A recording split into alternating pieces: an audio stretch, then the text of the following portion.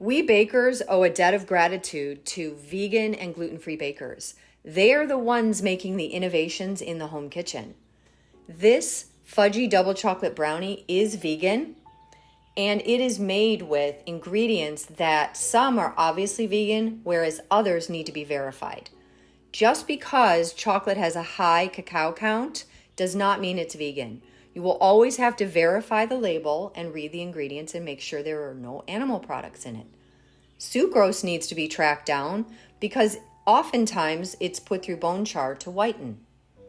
The soy milk is the preferred in the book A New Way to Bake by Philip Khoury, and it does have a nice neutral taste. So mixing together the sugars, the wet, the fat, which is the olive oil, and then adding the melted dark chocolate that's vegan, and then in thirds, the dries, which are cocoa powder, a little bit of AP flour, which means that you don't want to overdevelop the gluten, and the low amount of it means that it's going to be very fudgy and rich.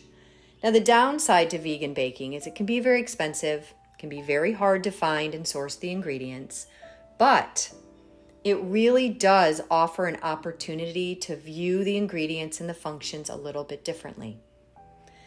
There are no vegan chocolate chips that I could find, so I took the dark chocolate vegan chocolate and I chopped it up and added it. Now, this has a lovely color. It baked beautifully and very easily.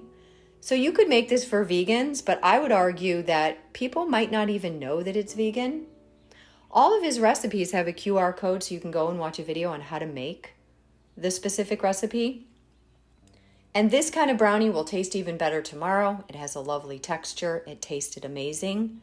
And I think that you should try it. It's very good.